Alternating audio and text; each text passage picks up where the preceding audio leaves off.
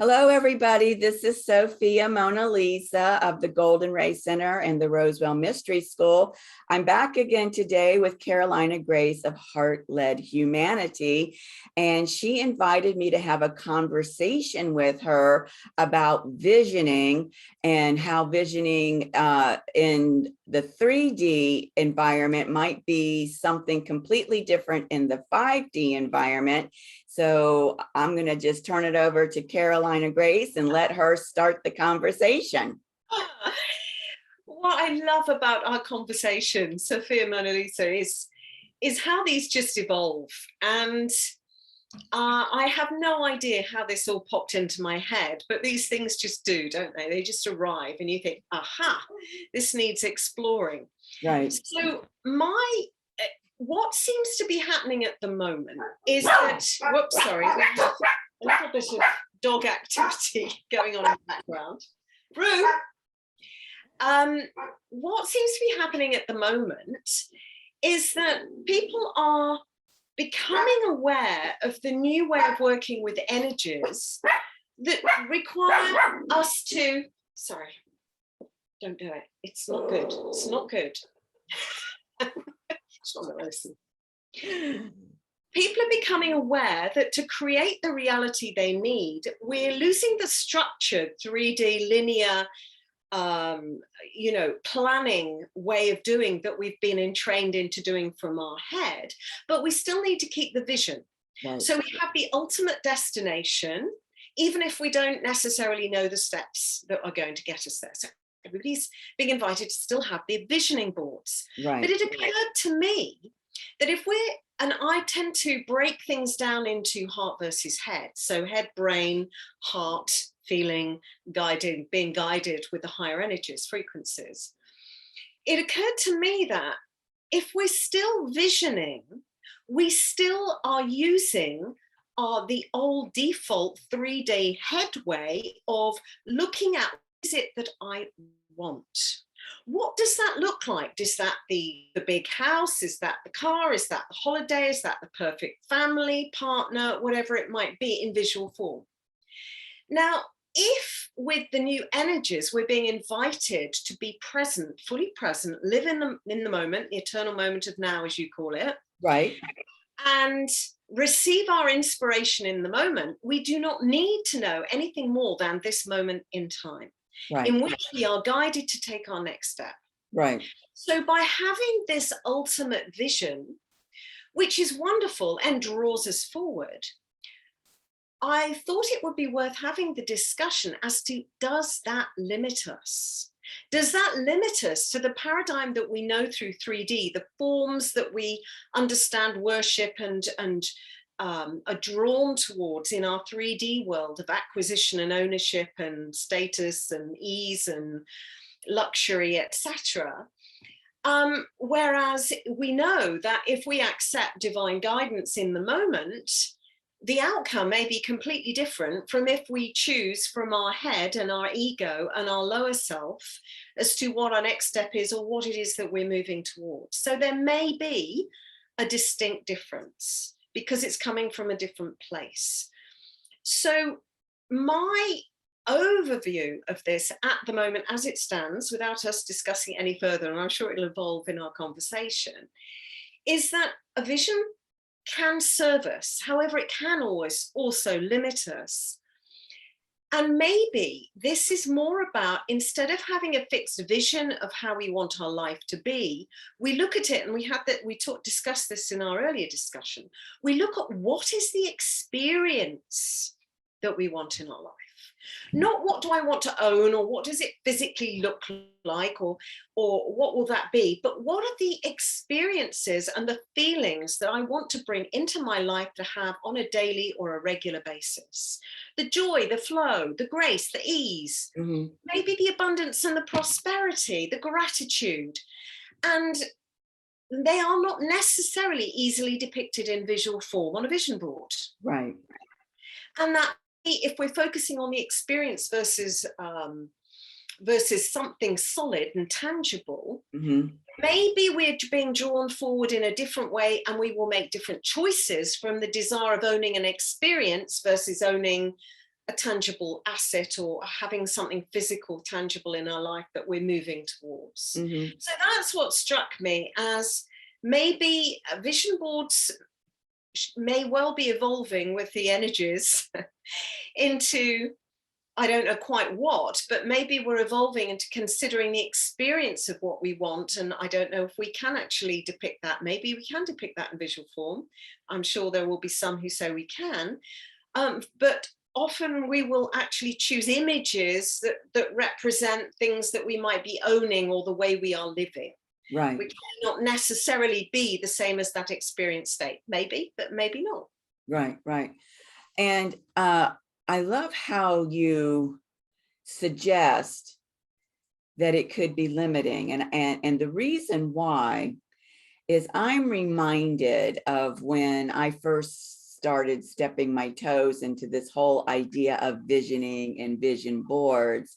And even in terms of, setting affirmations and so forth, that the people out there would say, be very careful of what you ask for. If you ask for $100, then that's keeping you from getting $1,000, right? So that kind of a limiting effect in terms of not allowing the greatness and the fullness of the unified source field to bring you exactly what it knows you desire in a way that you're not conscious of. One of the things that Abraham Hicks says is it's as easy to manifest a button as it is a castle. And of course, because of the programming of third density, that is a belief system that the minds of the third density have a very challenging time accepting. Yes. And so this goes back to this idea of bringing the process out of the mind that is limited. It's not the greater mind, right? It's not the universal mind, and into the heart that, as we discussed in our last conversation, is the bridge to that omniscient field. Yes, yes, yes. And it's also interesting that when we invite people to vision, that we're still using the same qualities and images and ideas that we are more familiar with and default to. This is from my personal experiencing what's unfolding around me, right, to the more third dimensional ideas of what a successful future looks like. And we're putting in the same way that you say we're limiting ourselves in that way, we're identifying it as objects or certain things that we might be aspiring to as if they're an ultimate destination. Right. Versus with the emerging energies and higher frequencies, this is about embodying different energies from which we will experience and manifest a completely different array of circumstances in alignment with our soul's desire. But we may not know, I'm having difficulty articulating this, the language and the concepts that we've been brought up with are very tangible and limiting, and therefore we do not know what we don't know about what we can bring forward.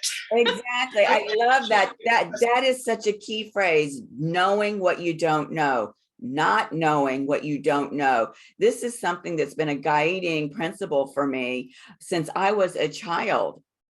And it's absolutely spot on in terms of this transition that we're making into these higher densities. And so as you drop into your heart space, how can you allow the space to expand for what we don't know?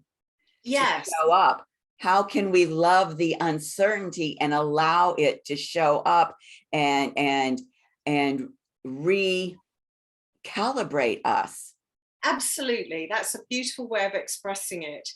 And also to let go of this need for the tangibles and to allow ourselves to be guided to the experience that will support us but that may not be necessarily associated with the old tangibles that we've hung on to, you know, with our fingernails, money, possessions.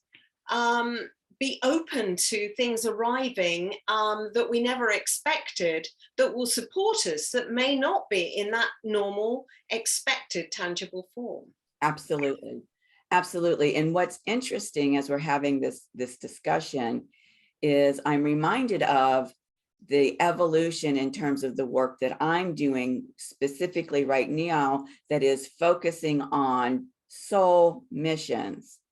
And I was talking yesterday with a woman and explaining how, from my perspective, the soul is an extension of source.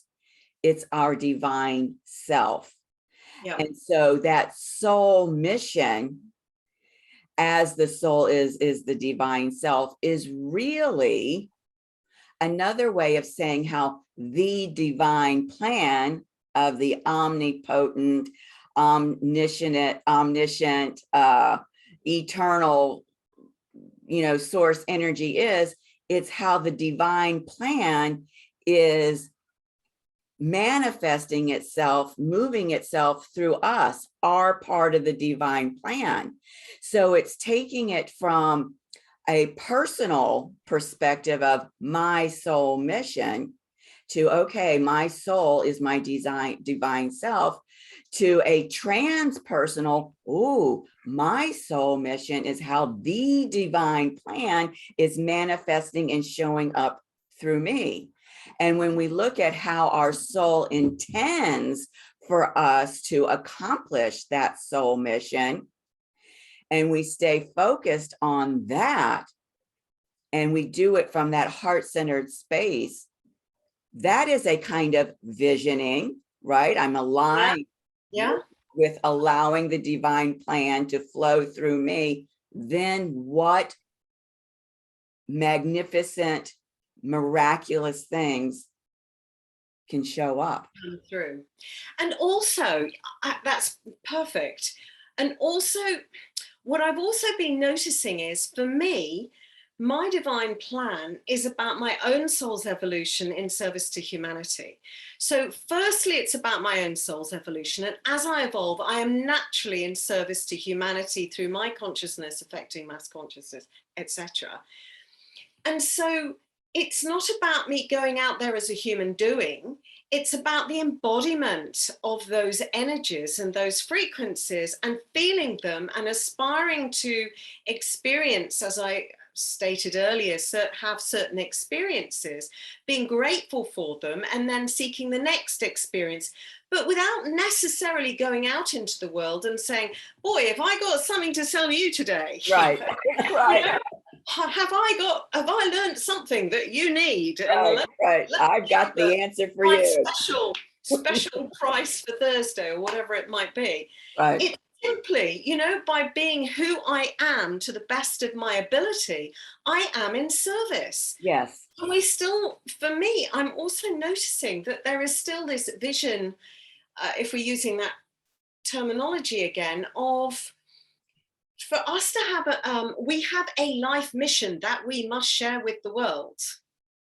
And it's almost like putting pressure on people that, you're not doing everything you're here to do, emphasis on the doing in, inverted commas, you're not being who you're supposed to be, if you're not offering yourself and your services to the world. Well, that really, I find that jarring, because it's about who you're being in each moment, and that beingness then affects everybody regardless. Right. So whether you're in a supermarket, whether you're with your family, whether you are offering something online or in person, they are all of equal value, so long as you are consciously embodying the higher frequencies that you can aspire to achieve and radiate, Right, absolutely. Well, and what I'm finding as I'm doing more and more of these soul mission readings is that they're so validating for people, because they can then look back over their life and they can see that while they may not have consciously known what their soul mission is and how they're intending to do it, that they've been doing it. They've been on. It's They're automatic. It's innate. Yes. being what they were supposed to be being Yes. all along. Yes. And now we're just a more conscious expression of that unconscious learning as we grow up. Yeah, Yes. absolutely. Yes. And I had and one of the things that I was talking to you about before we actually started the recording is I had a huge aha moment today, something I've been really struggling with. Now, for me to do the work that I feel I would like to share with the world, which is my heart-led humanity focus, how do we transition from being head-led as a race that we've been for millennia into living firstly from the heart before we integrate with the head, has been a lesson from my animals. Now, as you may have gathered from hearing all the distractions and seeing the little ones introduced, I absolutely adore my animals. They've always been my solace over the years. I pick them up off the street and they've been mostly rescues. But I have accumulated a motley crew of rescues over the years that have kind of absolutely absorbed my attention, cats and dogs, and taken a lot of my time and energy. So in my divine wisdom, I say that ironically, I thought, well, I'm now going to be spending a bit more time focusing on what I now know I know, which is what I want to focus on, a heart-led humanity. So it would be wise if I cleared the decks a bit and, and just sort of rearranged the deck chairs so they're more orderly. So everything's more organized and I've got more clarity and clear space and they can have more maybe attention somewhere else. So I decided to rehome some. Well, fortunately for two of them, they decided to leave the planet, so they weren't subject to my plans. But I rehomed a dog on my dog Bailey on Saturday. And as I went through the process with the beautiful, caring people from a charity home, rescue place, who had agreed, I mean, this is quite exceptional. I had categorically said he's on a 2-week trial. And at the end of it, he will decide. I am using an animal communicator and he gets to make the final decision. Not you, not me, he does. And they agreed. And I thought this was phenomenal. So they came and I handed him over. And when I put him in, he tried to escape and get back into my car and hide. And I had to pick him up and put him in their car. And when I handed him over, he gave me this look as if to say, Mum, what are you doing to me? You're betraying me. What are you doing? And I can never forget that expression. So that was very traumatizing. And I drove away. And 5 minutes later, I stopped the car and rang them up. And I said, I think I've changed my mind. But they were on the motorway by then. And it was possible for, that to happen. So everything in my heart was saying, don't do it. Don't do it. Yet my head had my default vision, my plan, my strategy, head-based, which I wasn't aware of at the time, because I thought I was doing the right thing. I thought for me to do my mission, for them to have the best care, this is what's in their best interests. So I'd allowed myself to default to my head, thinking it was aligned, thinking I was doing the right thing. And I'd completely ignored my heart, which was saying, no, don't do it. Don't do it. Right. And now I have to recover this situation. But what I've learned is that what is nature? Nature is messy. Nature can be disorganized and organized, but nature can be chaotic. Yes. So for me to make the judgment that I need to have a certain style of environment to be able to focus on my work, that I know best for what this dog wants in a new life, that he wants one-on-one attention. And an animal communicator has told me that he's missing being part of a pack, being the boss in the pack, the patriarch, the one that told everybody off, and he's missing his role. So me in my infinite wisdom, defaulting to my head and thinking that I was doing what was right and was aligned and for everybody's highest good, I had completely abdicated listening to my heart. Right. I had made a judgment on organization, chaos. Organization is good, chaos is bad. Control is good. Disorganization or messiness is bad. And then I thought, but what about nature? You know, we can have a glut of something, vegetables, insects one moment, and then, or we can have floods one moment, and then we can have drought. Or so nature is not organized and structured and controllable. Right. Yet me in my infinite wisdom had strayed completely from my heart. Wonderful teachers, my animals, and I was tormented for 3 days saying, what is the lesson here? Right. Why am I feeling so cut up about giving over this dog when the lady he's going to is delighted? He'll have a lovely life in my mind. He's got a friend to play with. He won't have the chaos of everybody else running rampant here. And yet, when I sat down and felt the truth of it, this was my lesson. Right. That I am not God. It is not my role to organize everybody else. It is to listen to my heart and feel that inspiration, guidance, and love and compassion in the moment. Right. And not play God, essentially. Exactly. Which I had by going into my head and organizing and saying what was right for him, what was right for, you know, my ideal vision of working on my work is no interruption, clean house. Gosh, that would be a novelty. No chaos. So that would be unusual. That would be extremely unlikely. So it was just one of those huge aha moments of thanking my animals for giving me the chaos and the love. And you know, we long for this perfect family. I think all parents would long the children that ate their greens, that came in at the right time, that were polite, that did their, you know, did their homework, etc. Well, I've got a motley band of mixed rescues that have all got different needs, different personalities, different requirements, and I'm judging them and trying to put them into a, well, if I keep these two, they'll be easy to control and manage, and I can take them out on walks and not worry about them.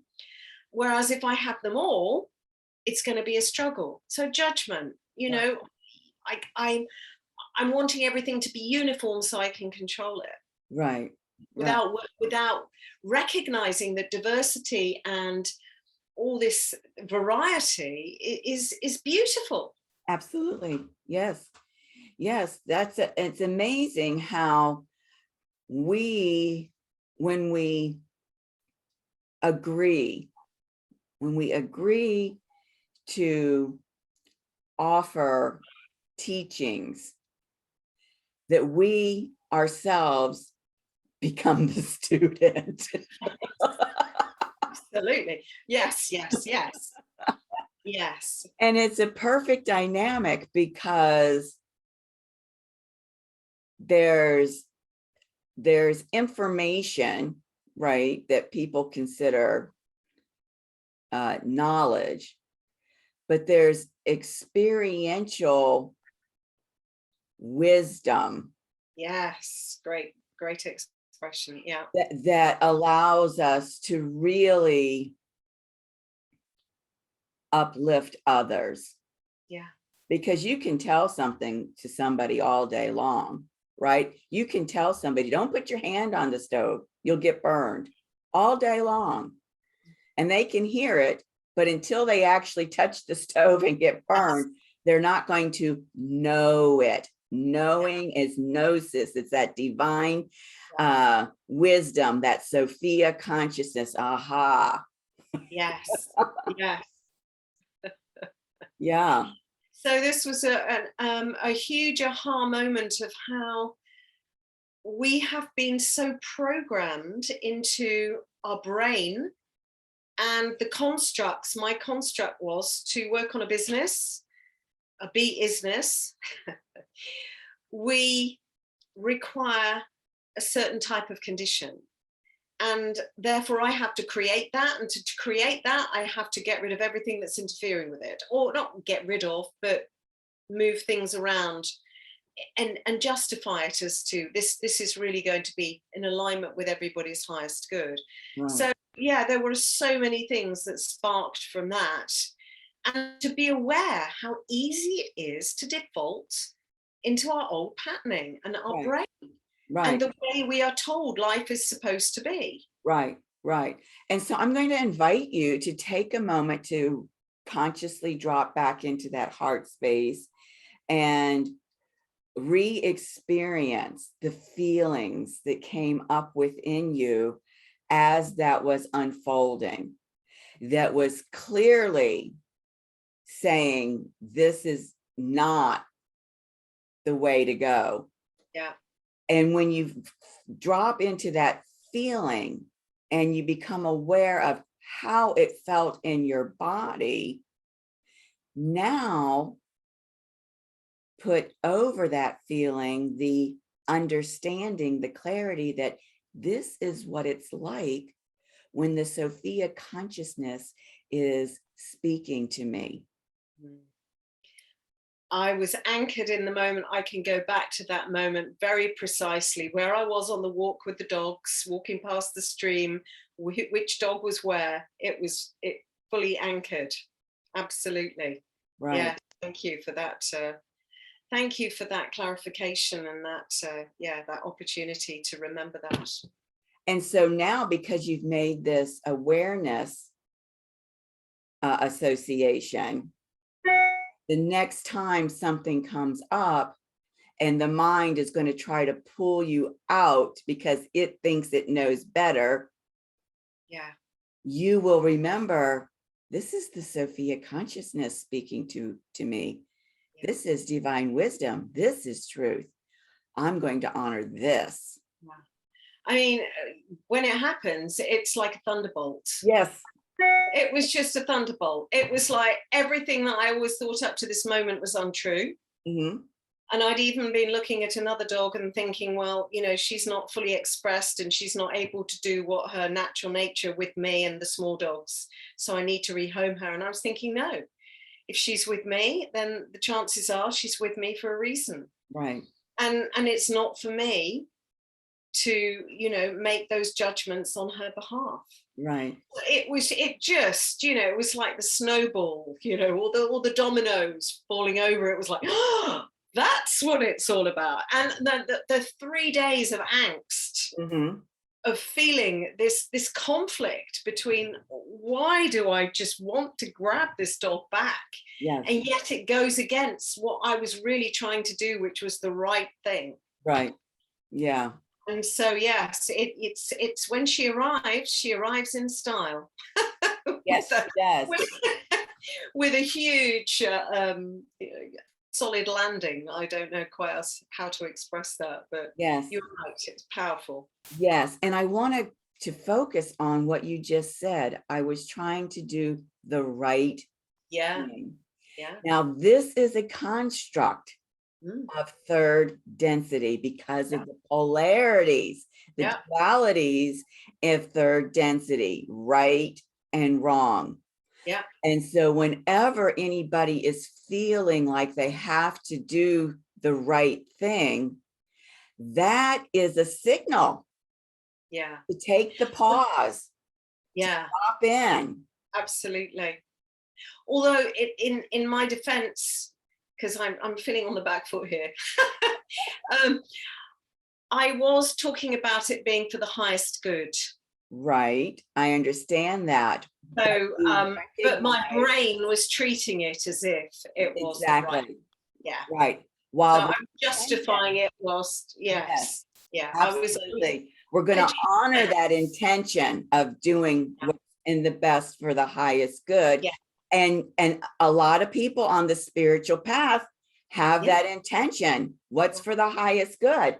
Yeah. And now we can see how the brain, the mind, the lower mind thinks it knows better and can pull us out of that space. And also with the vision that we have about why we're doing something, it seduces us down that path. Mm-hmm. So we are a great word. We are just drawn towards it because we have this vision of what it will give us, and therefore we are, you know, we were in this narrow focus of right, that tunnel vision. Yeah. And is it interesting that we're talking about visioning? We're talking about this seduction and how it brings us into tunnel vision. Yeah. Tunnel vision is not the same as the expansion of the kind of vision that eagle eye Aquarian energy. I can see the big picture vision. Yeah. Right. Yeah. Yes. So it's a fascinating topic, and I'm sure it will evolve as our experiences with it do too. It will. And so just wanting to bring it back around full circle, because so many people on the spiritual path, one of the first things that they learn about manifestation, manifesting, co-creating, the tool that they're given are these vision boards. Yeah.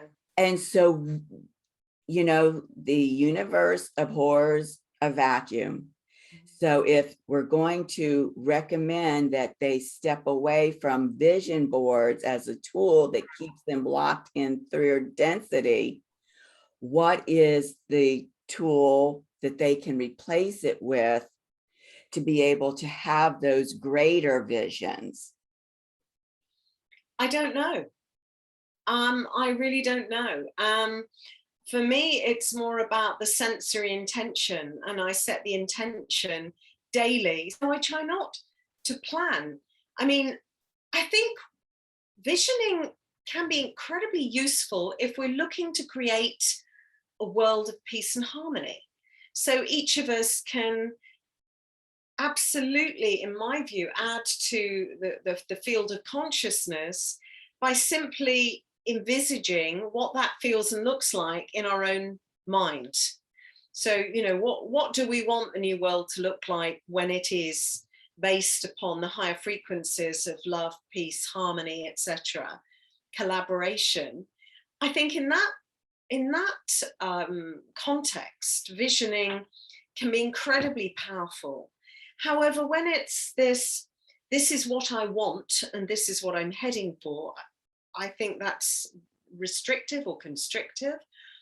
But for me, I'm just now content with trying to focus on the day, what I want to create in my day from an experiential perspective. So we all may have plans that we need to accommodate in our lives, and people, work, commitments, family, etc. But my commitment at the beginning of each day is always about the experiences of effortless grace, flow, ease. Mm-hmm.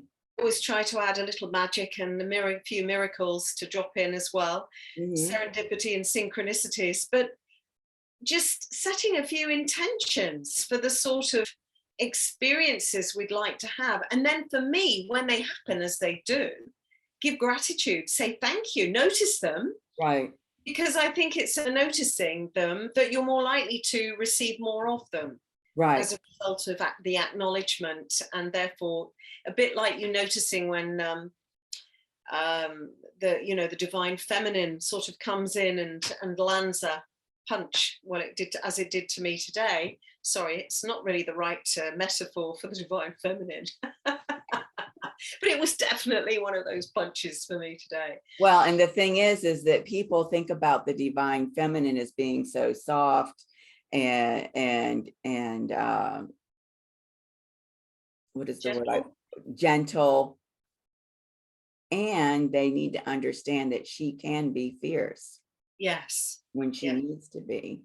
Yes. This is the puppy that I just held up. Yeah. Yeah. And so when we go back to this question of what is the tool then that replaces these physical vision boards, which are focused on physical, tangible things. And external things. So we're now shifting that focus to the internal experiential. That's the tool. Yeah. That's the tool. Experience today. How can you consciously choose to shift from external, physical, tangible things to a more internal, sensory, experiential desire? Yes. Yes. Wow. Very good. And certainly something that is a topic that needs to be brought into the awareness of Yeah. people as they're starting to find themselves navigating into these higher dimensions. It's Yes. completely different. The tools, this is what the goddess Sedna, in her journey through Taurus, the embodiment, the physical embodiment, has been all about. The tools that we've used, that we've been programmed to use, that we've been programmed to rely on in terms of dealing with the third density, are not going to work for us. They're not going to be effective in these higher densities. And the goddess Sedna and her movement through Taurus is actually helping each one of us to take our own personal set of skills and tools and transmute them into higher dimensional tools so that they can work for us in these new densities. And so it's a great idea to reflect on, ooh, this is the way I used to approach this. It's no longer working for me. So how am I being inspired to approach it differently? And that's the goddess Sedna coming in and Ah, assisting you to transmute the old 3D tools into these higher 4, 5, and beyond density tools. and that's where I've seen my um, understandings and knowledge come to the fore. It's about having a foot in the old world and yet a foot in the new world. So helping people transition. And I think Exactly. what you're saying is perfect, because unless we are consciously aware of the tools in the old world, in the 3D world, and how they've entrapped us, and how they've kept us focused to the external world and enslaved to the external world, and what the subtle differences are when you're going on that inner journey, and how to translate those, as you say, old tools into the new. It's you're doing it to, certainly you can be intuitive and you can be guided in the moment, but I think it can be incredibly helpful to be able to articulate what are those old tools and how they've worked for you, and Right. what are the new ways that are available to you, so you can discern, so you can make conscious choices. Because at the moment I see so many people just sort of floundering. Yes. You know, they're still trying to apply the old way to the new, as we see with all the marketing that's going on from light workers to people who are aspiring to bring forth their work into the world. Mhm. It's in many ways applying the old 3D principles of what that Mhm. looks and feels like in the programs, etc., Mhm. without bringing into awareness the new ways that people can explore. And it's still very much focused on the external, the tangible. Yes, it is. And I can give a personal example of what you're talking about. And people of my generation will likely relate to this. I was raised by my parents that there was a path. You graduated from high school, you went to college, and you got a degree. And it didn't matter what the degree was, you went to college and you got a degree. And by having the degree, no matter what it was, you were going to be assured a professional job that was going to assure you a significant income to support you. And I bought into it lock, stock, and barrel because my parents said this is the way it's done. Mm. And it never worked for me. And it took me forever to figure out, why is this working for them? And what they're telling me to do is not working for me. Mm. And so this is a tangible example of Yes. what it is that you're describing.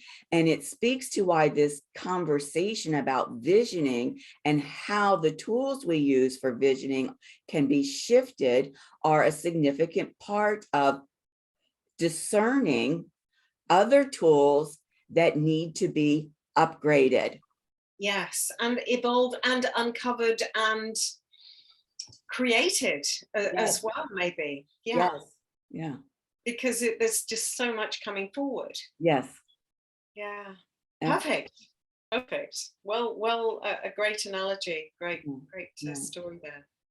Well, thank you so much, Carolina Grace, for sharing this time and space with me and having this conversation, because I think it's a valuable conversation. And I know somebody out there is going to get their own aha, right? Their own communication from Sophia about what this means for them and how they can have that shift for themselves. Yes, absolutely. And it's always a great pleasure that when we come together and co-create, Yes. because it's so much greatness comes from the exchange, and I think that it's the new way forward, isn't it? Our co-creative. It is, absolutely. Yeah. Okay, well, until our next conversation, we'll say goodbye for now. And let me tell everybody, these conversations you can find on my YouTube channel, the Rosewell Mystery School. And I have been inspired to create yet another playlist. And this playlist will be Heart-Led Humanity, where all of these conversations that Carolina Grace and I are having, and they're significant because Carolina Grace is one of the new collaborators for the Galactic New Earth Project. And these conversations will be integral to the ceremonies that we'll be having and that she'll be contributing to from her perspective as a part of those ceremonies. Wonderful. Looking forward to that. Yes. All right. Have a great day, everybody. Thank you. Bye.